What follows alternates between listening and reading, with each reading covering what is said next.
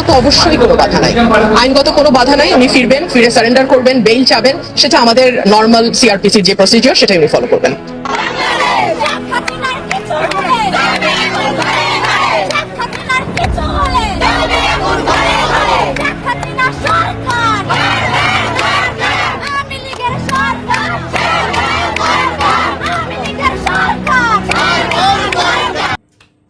BNP সরকার ক্ষমতায় আসার পর আমার মনে হয় এই যে ছাত্রছাত্রীদের পরীক্ষার ব্যাপারটা, এটাই ছিল প্রথম ধাক্কা।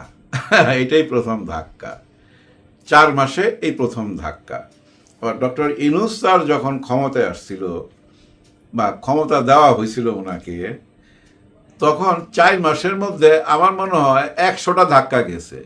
প্রায় প্রতিদিনই তো ওই যমুনার সামনে ধাক্কাধাক্কি হইতো, ধাক্কার আর অভাব ছিল না।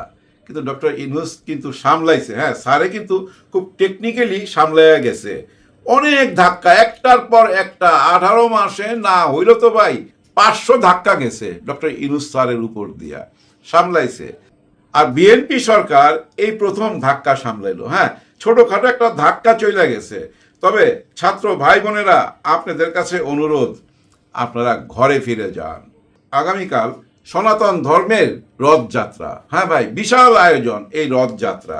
এই রথযাত্রাকে কেন্দ্র কইরা কেউ সুযোগ নিয়ে নিতে পারে। হ্যাঁ, আপনারা হয়তো মিটিং করতেছেন, মিছিল করতেছেন, দেখা গেল আপনাদের পাশ দিয়া রথযাত্রা যাচ্ছে, আপনাদের ভিতরে এমন কেউ থাকতে পারে ওইখানে একটা ইট মারলো, এটা নিয়ে মহা কেলেঙ্কারি হয়ে যেতে পারে।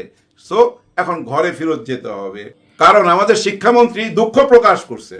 হ্যাঁ ভাই, সংসদের দ্বারা দুঃখ প্রকাশ করছে, এরকম ভুল হয়তো আর হবে না। তবে এই যে একটা চির ধরলো, হ্যাঁ, এটা সাবধান থাকতে হবে, এটা জোড়া লাগা কঠিন। কিন্তু সরকার এই মুহূর্তে তার একটা উইকেট ফেলতে দিবে না ভাই আপনাদেরকে। হ্যাঁ, আপনারা একটা উইকেট ফেলে দিবেন সরকারের, এইটা তো হইতে পারে না। 4 মাসের মধ্যে একটা উইকেট পইরা যাক, এইটা তো সরকার হইতে দিবে না। সংসদের দিকে তাকান, বিরোধী দল এবং সরকারি দল একটা জায়গায় এক। কোন জায়গায় জানেন? ওই যে আপা আসবে, ওই জায়গাটাই এক। সরকার নিজেও চায় উনি আসুক। ওনারা কি বলতেছে? রণধীর জয় সওয়াল আজকে স্পষ্ট ভাষায় বলছে, এইভাবে উনি যাইতে চাইলেই যাইতে পারবে না। ভারত সরকারের সাথে বাংলাদেশ সরকারের কথাবার্তা চলতেছে বা কথাবার্তা হইতে হবে, আমরা ওনাদের হাতে হ্যান্ড ওভার করবো। তার মানে কি বুঝছেন? ওই যে উনি ইচ্ছা করলো প্লেনে ওইটা চলে আসলো বা বাই রোডে চলে আসলো, এরকম না ব্যাপারটা। আইনের মাধ্যমে আসতে হবে, এইটাই নিয়ম। বন্ধি বিনিময় চুক্তিতে ওইটাই লেখা আছে। উনি ইচ্ছা করলেই আসতে পারবে না, কারণ আন্তর্জাতিক বিচার ট্রাইব্যুনালে ওনার বিচারের রায় হয়ে গেছে। তো হ্যাঁ, আবার রায় আপিল করার যে টাইম 1 মাস, সেটাও পার হয়ে গেছে। এখন কি আইসা সুযোগ পাবে না? নিশ্চয়ই সুযোগ পাবে। উনি ওই যে মার্জনা চায়া আবার আপিল করতে হবে। হ্যাঁ, মার্জনা চাইতে হবে যে আমার ভুল হয়ে গেছে, আমি বিদেশে ছিলাম, আটকা পড়ছিলাম, যার জন্য আমাকে মার্জনা করা হোক। এইভাবে যদি আপিল করে, সে আপিল গ্রহণ করবে তো উচ্চ আদালত, কেন করবে না? আপনি একটা মানুষকে ঝুলাই দিবেন, উনার কোনো কথা শুনবেন না? নিশ্চয়ই উনার কথা শুনতে হবে। এখন কথা হচ্ছে আসলে উনি আসবে কি না। এর আগে তো বহুবার বলছে উনি আসবে, কিন্তু আসে নাই। ভাই ব্রাদার, আপনাদের নিশ্চয়ই মনে আছে 1986 সালের কথা, এরশাদের আমল। চিটাগাঙে গেছিল শেখ হাসিনা, সেখানে কিন্তু উনি এই পাবলিকলি বলছিল, যারাই এই নির্বাচনে যাবে, এরশাদের সঙ্গে যারা নির্বাচনে যাবে তারা হবে জাতীয় বেঈমান। এই কথাটা বলছিল না? নিশ্চয়ই আপনাদের মনে আছে। তার 1 সপ্তাহ পরেই কিন্তু উনি ঢাকায় আইসা ওই এরশাদের সাথে নির্বাচনে চলে গেল। ওই টাইমে কিন্তু জামাতও গেছে এই নির্বাচনে। তার মানে উনি যাহা বলে তাহা করে না। দেখছেন, উনি নিজেই বলছে যে এই নির্বাচনে যাবে সে হবে জাতীয় বেঈমান। ওই কথা বলার পরও নির্বাচনে গেছে। আরেকটা কথা নিশ্চয়ই আপনাদের মনে আছে, উনি হজ করতে গেছিলেন, তারপরে মদিনায় গেছে।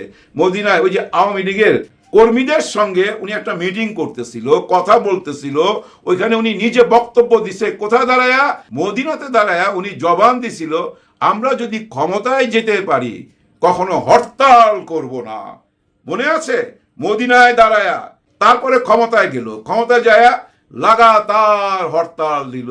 দেখছেন, মদিনা দাঁড়ায়া যে মানুষ মিথ্যা কথা বলতে পারে, কথা বদলাইতে পারে, উনি যে আসবে এই কথা সঠিক কেন ধরে নিবেন? টুস করে আসতেছি, এই যে আমি কলকাতায় চলে আসছি, তোমরা রেডিও এগুলো তো আগে শুনছেন, এখনো তো অডিও কলই শুনতেছেন। রয়টারের যে ইন্টারভিউ ওইটা তো অডিও কল। রয়টার কি 10 সেকেন্ডেরও কোনো অডিও কল ফাঁস করছে? ফাঁস করে নাই। ওরা বলছে আমরা ওনার সঙ্গে কথা বলছি, সেটাই আমরা মাইনা নিছি। কিন্তু প্রশ্ন হইলো উনি কি ভুয়া আওয়াজ দিছে? না, ভুয়া আওয়াজ দেয়নি ভাই, ভুয়া আওয়াজ দিতে পারে না।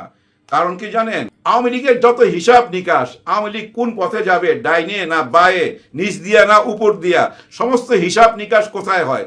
ভারতে। ভারতের দলই কিন্তু আওয়ামী লীগ। কেন এই কথাটা বলতেছি জানেন, একজন দেশের প্রধান যখন ভাষণ দিতে যায় বলে, একজন দেশের প্রধান, যে আমরা অখণ্ড ভারত চাই, হ্যাঁ, ইসরায়েল নিয়ে কথা বলতে যায় বলতেছে গ্রেট ইসরায়েল চাই, আমরা ইসরায়েলের বন্ধু, আমরা চাই গ্রেট ইসরায়েল, মানে মিশর, কুয়েত, কাতার, সৌদি আরব সব কিছু মিলা গ্রেট ইসরায়েল চায় কে? মোদিজি। আর কি চায় ওনার? আরেকটা বড় স্বপ্ন, সেটা কি? অখণ্ড ভারত চায়। মোদিজি অখণ্ড ভারত চায়। আফগানিস্তান নিবে, শ্রীলঙ্কা নিবে, নেপাল নিবে, আর বাংলাদেশের কথা কি বলছে শুনবেন? ये अफगानिस्तान, बांग्लादेश, नेपाल और श्रीलंका तो बिना युद्ध के ही अखंड भारत बनेंगे। ये अफगानिस्तान, बांग्लादेश, नेपाल और श्रीलंका तो बिना युद्ध के ही अखंड भारत बनेंगे। इजराइल और भारत का लक्ष्य एक ही है। इजराइल को ग्रेटर इजराइल बनना है और भारत को अखंड भारत बनना है। बांग्लादेश, नेपाल और श्रीलंका तो बिना युद्ध के ही अखंड भारत बनेंगे। আর বাংলাদেশ নিতে কোনো যুদ্ধেরই তো দরকার নাই, এটা এমনি নিয়ে নিবে, কারণ ওনাদেরই দল ছিল এই আওয়ামী লীগ। ওই ভরসায় কিন্তু ওই কথাগুলা বলছে। এই কথাগুলা কিন্তু 5ই আগস্টের আগের। ওনারা কিন্তু স্বপ্নে বিভোর ছিল, কারণ অঙ্গরাজ্য বানাইতে পারছি, কারণ আমাদের দল আওয়ামী লীগ, এই দলটাই তো এখন শাসক। 14, 15, 16 বছর যেভাবে শাসন করছে, ওনারা কি জানতো না? তারেক রহমান সাহেবের উপরে যে জুলুমটা হয়েছে, ওনারা কি জানতো না? বেগম খালেদা জিয়াকে বিনা চিকিৎসায় জেল খাটাইতেছে, ওনারা কি জানতো না? সব কিছু ওনাদের প্ল্যানে চলতেছিল, কারণ আওয়ামী লীগের হাতে পুরো দেশটা তুলে দেওয়া মানে আমাদের অখণ্ড ভারতের একটা অংশ। এইটাই তো বুঝাইতে চাইছে, এইটাই তাদের উদ্দেশ্য ছিল। এখন কথা হচ্ছে, এখন সবচেয়ে বড় প্রশ্ন উনি আসবে কিনা, এবং ওই যে আওয়ামী লীগের যেসব নেতারা ভাই সুখে শান্তিতে বিদেশে দিন যাপন করতেছে, তারা আসবে কিনা। আমার মন কি বলতেছে জানেন? কেউ আসবে না ভাই। ওনার ছেলেও আসবে না, ওনার মেয়ে পুতুলও আসবে না, ওনার ওই যে বোনের ছেলে আছে যে ববি, তার বোন রেহানা, কেউ আসবে না ভাই। আপনারা লেখা রাখেন, কেউ আসবে না। যদি আসতে চায়, যদি ওনার মধ্যে ওনার দেশের জন্য ভালোবাসা থাকে, ওনার যদি সেই অনুশোচনাটা হয় যে আমার বাবাও তো দেশ চালাইতে গিয়া মাত্র 4 বছরের মধ্যে জয় বাংলা হয়ে গেছিল। কেন জয় বাংলা হয়েছিল? কারা জয় বাংলা করছিল? তারাও তো মুক্তিযোদ্ধার পক্ষের, কঠিন মুক্তিযোদ্ধা তো তারাই তো দেশ স্বাধীন করছিল। তারাই কেন তার বাবাকে উড়াই দিল, তার পুরো পরিবারকে শেষ করে দিল? সেই 15 আগস্টের কারণ কি ছিল ভাই? ওই যে ওরা, হ্যাঁ, পার্শ্ববর্তী দেশ, ওদের আধিপত্য থেকে মুক্তির জন্যই কিন্তু ওই 15ই আগস্ট হয়েছিল। 75-এ কেউ পালায়া যায় নাই, কিন্তু 24-এ সবাই পালায়া গেছে। 75-এ পালায়া যায় নাই বলেই কিন্তু আওয়ামী লীগ আবার ফেরত আসতে পারছিল। কিন্তু এবার যে পালায়া চলে গেল, এই কলঙ্ক মুছবেন কেমনে? এই কলঙ্ক মোছার একটাই রাস্তা, আইনের পথ। হ্যাঁ ভাই, আইনের সাজা হইতেই হবে। উনি যদি চলে আসে, আমি ব্যক্তিগতভাবে বলতেছি, মানে আমার মনের ইচ্ছার কথা আমি বলতেছি, আওয়ামী লীগকে বাঁচাইবার জন্য উনি যদি চলে আসে, ওনার বিচারে যা কিছু হোক না কেন, আওয়ামী লীগ বেঁচে যাবে। হ্যাঁ ভাই, আওয়ামী লীগ টিকে যাবে। আওয়ামী লীগের সবাই বুকে সাহস নিয়ে বলতে পারবে যে আমাদের নেত্রী আইনের মোকাবেলা করছে। আর যদি না আসে ভাই, ওই যে 800 বছর আগে লক্ষণ দাস যেভাবে পালায়া গেছিল, লক্ষণ দাস নামে একজন রাজা কিন্তু এই বাংলা ছেড়া পালায়া গেছিল, দুপুরের খাওয়া রেডি, সে খাওয়া খায়া যাইতে পারে নাই। একই ঘটনা হয়েছে 5ই আগস্টে, গরম গরম খাওয়া রাইখা গেছে, খাইতে পারে নাই। ইতিহাসের পাতায় লেখা হয়ে যাবে লক্ষণ দাসের পরে শেখ হাসিনা। ভাই ব্রাদার, শেখ হাসিনা বহুদিন বাঁচবে তো ভাই। ওনার খাওয়া দাওয়ার ব্যাপারটা অন্যরকম ছিল। প্রতিদিন 11 লক্ষ টাকার খাওয়া খাইতো। এই সংসদে এই কথা বলা হয়েছে। সংসদে যে কথা বলা হয় সেই কথা কিন্তু রেকর্ড হয়ে যায়। যে কোনো কথা আপনি সংসদে বলতে পারবেন না। এই সংসদে বলছে আমাদের অর্থমন্ত্রী আমির খসরু সাহেব, ওনার প্রতিদিনের খাওয়া খরচা ছিল 11 লক্ষ টাকা, বাৎসরিক 35 কোটি টাকা। এই টাকা কিভাবে খরচ হয়েছে জানেন? উনি কিন্তু বাজারে তরি তরকারি কিনা খাইতো না, হ্যাঁ, এই যে বাজারের ডিম কিনা খাইতো না, কিচ্ছু কিনতো না। যে গরম মশলা থাকতো ওই গরম মশলাগুলা শুধু ওই কলকাতা থেকে আসতো। আর মূলা শাক, আলুর শাক, পেঁপে, যা কিছু বলেন না কেন, বেগুন টেগুন থেকে আরম্ভ কইরা চাল কুমড়া, লাল কুমড়া, ধইনা পাতা, কাঁচা মরিচ, যা কিছুই বলেন না কেন, সব কিছু ওনার ঘরের চারিদিকে উৎপাদন হইতো। উনি বাজারের মাছ কিনা খাইতো না, কিন্তু ওইখানে মাছের চাষ কইরা খাইতো। এই যে চাষাবাদের জন্য যত লোক রাখা হয়েছে, কেন? অর্গান খাবার খাবে। বাইরের খাবার মধ্যে ভাই ওই যে ফরমালিন দেওয়া থাকে, ভেজাল থাকে, ওই খাবার ওনার শরীরে গেলে ওনার শরীরের ক্ষতি হইতে পারে। কারণ ওনাকে তো ভাই 41 সাল পর্যন্ত বাঁচতে হবে বাংলাদেশকে বাঁচাইবার জন্য, যার জন্য ওই চাষাবাদ কইরা ওইটাই খাইতো, যার জন্য এত টাকা লাগতো। দিল্লিতে কি চাষাবাদের খাওয়া খাচ্ছে? না, দিল্লির বাজারের খাবার খাচ্ছে। আমরা জানি না দিল্লিতে ওনাকে কিভাবে রাখছে, সেটাও জানি না। নিশ্চয় ভাই রাজকীয় মেহমান হিসাবেই থাকবে, কারণ ওনাদের জন্য যা কিছু করছে, ওনাদেরকে যা কিছু দিছে, সারা জীবন ওনারা ইয়াদ করবে, তো ইয়াদ করবে। এখন দেখেন উনি যখন বাংলাদেশে আসবে, আমাদের গোয়েন্দা বিভাগের একটাই তো প্রশ্ন হবে, কি কি দিছিলেন, কেন এই কথা বলছিলেন? তখন যদি উনি আবার কোনো কিছু বইলা ফেলায়, হ্যাঁ ভাই, উল্টাপাল্টা কিছু বইলা ফেলায় যে ওরাই আমাকে দিয়ে এইগুলা করাইছে, ওরা আমাকে এভাবে এভাবে ব্ল্যাকমেইল কইরা এই কাজগুলা করাইছে, তাহলে তো সর্বনাশ। হ্যাঁ, তাহলে তো সর্বনাশ। এই অ্যাঙ্গেল চিন্তা করতে গেলে কি মনে হয় জানেন? কোনোদিনই দিবে না। হ্যাঁ, কোনোদিনই দিবে না। শুধু বলবে, দিবে না, দিতে পারে না। কারণ উনি যদি আবার রাজ সাক্ষী হয়ে যায়, আমি জানি না আইনে এটা আছে কিনা, দেখা গেল উনি রাজ সাক্ষী হয়ে গেছে যে যা কিছু দেখছেন এখানে খুন খারাপি, আয়নাঘর এবং 36 দিনে এখানে যে হত্যাকাণ্ড চলছে সবকিছু তারা করছে, এরকম কিছু যদি বইলা ফালায়, এগুলো আমার কল্পনার কথা, কল্পনা বাস্তব নাও হইতে পারে। তারপরও মনে হয় দাদারা দেবে না ভাই, হ্যাঁ দেবে না, ঠিক নাই তো? যদি হঠাৎ করে রাজ সাক্ষী হইয়া মুখ খুলা দেয়, সবকিছু বইলা দেয়, সাক্ষী তো আছে, আমরা দেখছি না হেলিকপ্টারে কইরা ওই যে ধুতি পরা হেলিকপ্টারে উঠতেছিল, এরকম ভিডিও দেখছেন না? পিলখানার ট্র্যাজেডিতে হিন্দিতে কথা বলছে, এরকম সাক্ষীও তো আমরা পাইছি। এখন যদি উনি বলে সব কিছু তাদের ব্যাপার, আমাকে ব্ল্যাকমেইল করে এগুলো করছে, তাইলে বিপদ, তাই না? যাই হোক, এসব কাল্পনিক কথা বাদ দিয়ে বাস্তবে আসি। বাস্তবতা একটাই ভাই, উনি যদি সত্যি সত্যি ফেরত আসতে পারে, ভাই মরণ তো একদিন আছেই, আজ মরবো নাহলে কাল মরবো। উনি যদি আসতে পারে তাহলে আওয়ামী লীগের ইজ্জতটা রক্ষা হয়। এই আওয়ামী লীগ কিন্তু স্বাধীনতার সাথে জড়িত, একেবারে অঙ্গাঙ্গি ভাবে জড়িত। বিন্দু মাত্র দেশপ্রেম থাকলে উনি আসবে, উনার দলের প্রতি যদি উনার ভালোবাসা থাকে উনি আসবে। বিদায় নিবার আগে প্রতিদিন যে কথাটা বলি সেটা বলেই বিদায় নিব। আমাদের জুলাইয়ের গণভোটের কি হইল, আমাদের সনদপত্রের কি হইল, ঘাবড়াবার কিছু নাই ভাই।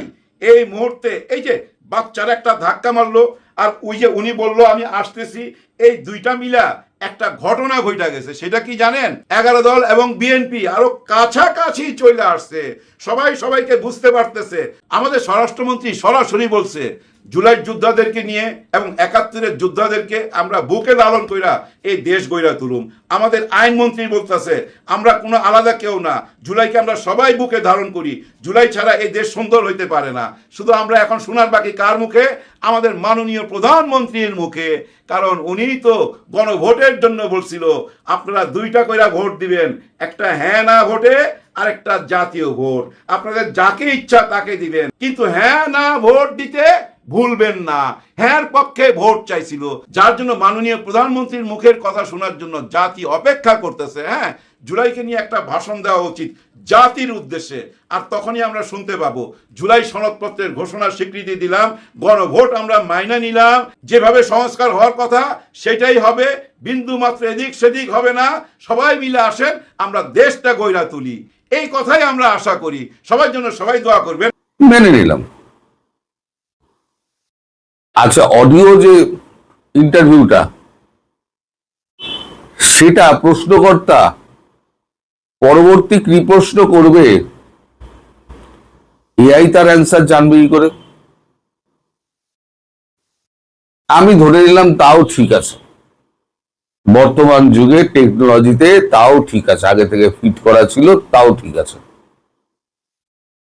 কিন্তু রয়টার্সের ছাপার অক্ষরে যেটা বেরিয়েছে সেটাও কি এআই দিয়ে? তাহলে লিখুন না, তাহলে বলুন ওটা এআই দিয়ে করা। রয়টার্স দেখুন কি হাল করে আপনাদের। বাংলাদেশে একটি সামাজিক মাধ্যমে এরম একটি, যিনি করেছেন তিনিও খুব দামি ব্যক্তি, নাম করছি না, এবং যথারীতি গালাগালির বন্যা বয়েছে আওয়ামী লীগের পক্ষ থেকে। খুব স্বাভাবিক, একটা জীবিত মানুষকে যদি এআই বানিয়ে দেয়, কারণ তাকে নাকি সশরীরে দেখা যাচ্ছে না। আচ্ছা আচ্ছা,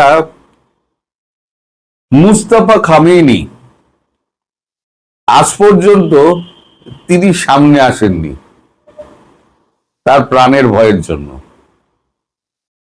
তাহলে কি এবারে তো সারা পৃথিবী বলবে যে মুস্তাফা খামেনি মারা গেছে?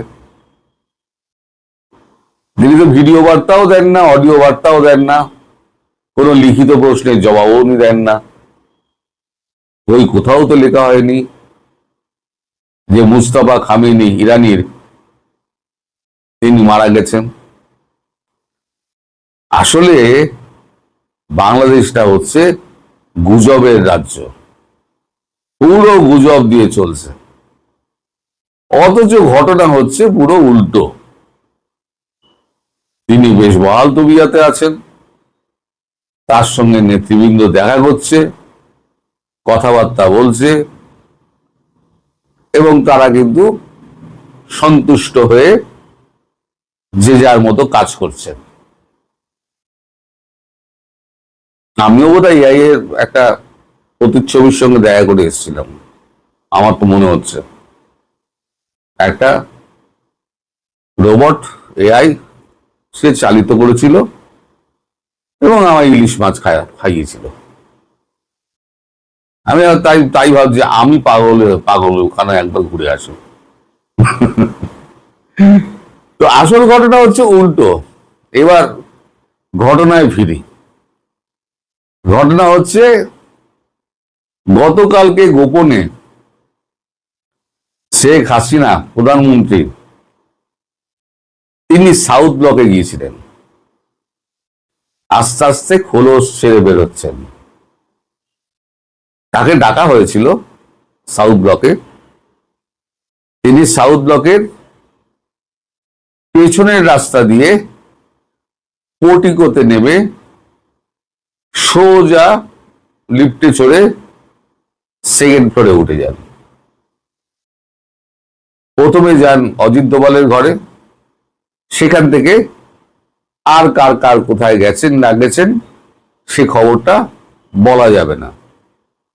শুধু এটুকু বলতে পারি যে সেই সময় সাউথ ব্লকে ট্রাই সার্ভিসের সেরা কর্তারা ছিলেন। এবার আপনারা দুই চার মিলিয়ে নিন।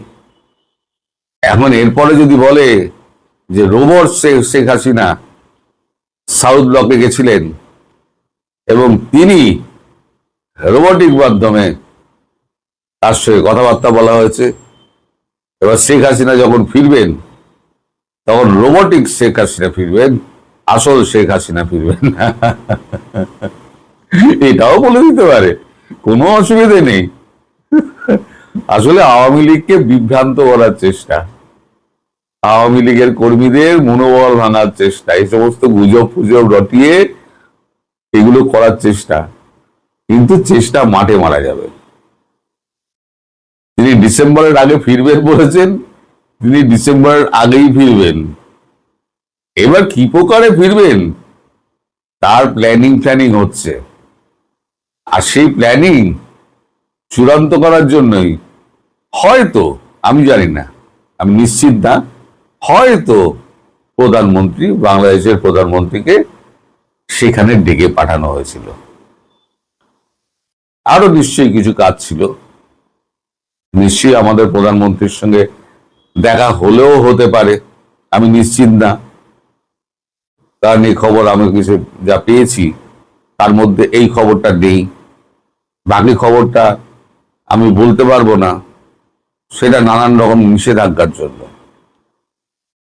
তবে আস্তে আস্তে তিনি যে খোলস ছেড়ে বেরোচ্ছেন, এবং রয়টার্সের ইন্টারভিউ ছাপার পর আমি ওই ভিডিওতেই বলেছিলাম খুব শীঘ্রই একটা ইন্টারন্যাশনাল টিভিকে তিনি সরাসরি ইন্টারভিউ দেবেন 1-to-1। এখন সেটাকেও রোবটিক হাসিনা বানিয়ে দেন না, বলার কিছু নেই। বাংলাদেশে সব সম্ভব। একটা গুজবের পেছনে দেশটাকে ধ্বংস করে দিল ছুটে গিয়ে, তাহলে আপনাদের দেশে সব সম্ভব। কিন্তু এই যে চালাকিটা করা হচ্ছে না, এই চালাকিটা সম্পূর্ণভাবে আওয়ামী লীগকে বিভ্রান্ত করার চেষ্টা। ঘটনা যা ঘটছে তার উল্টো দিকে ধারাকে বইয়ে দাও। এই আওয়ামী লীগ যে মনোবল ফিরে পাচ্ছে, এই যে গোপালগঞ্জে ঢুকতে পারছে না, আরো অনেক জায়গায় ঢুকতে পারবে না। ধীরে ধীরে ধীরে ধীরে উনি 8-4টে ইন্টারভিউ দিন, তারপর টিভিতে একটা ভাষণ দিন। আমি বলেছি না, উনি যাওয়ার ঠিক 10-12 ঘন্টা আগে টিভিতে একটা ভাষণ দেবেন। ভাষণ দিয়ে তারপরে উনি রওনা হবেন। সড়ক পথে যাবেন নাকি বিমান পথে যাবেন সেটা আমি জানি না। এইবার ধরুন বাংলাদেশ সরকার সেই বিমান ঢোকার অনুমতি দিল না, আরে বিমান কি আর একা যাবে? এখান থেকে 2 স্কোয়াড্রন রাফাল যাবে তার সঙ্গে, এ বাধা দেবে? 2 স্কোয়াড্রন রাফাল তার সঙ্গে সঙ্গে যাবে, বাধা দেওয়া মানে বুঝতেই পারছেন কি হবে। কোনো আশঙ্কা না, যা ঘটবে সেটা আমি আগাম বলে দিলাম। 2 স্কোয়াড্রন রাফেল তাকে পাহারা দিয়ে নিয়ে যাবে। এবার বাংলাদেশের কত এয়ার ফাইটার আছে, তাদের কত শক্তি একবার উড়িয়ে দেখুক, তারপর দেখা যাবে।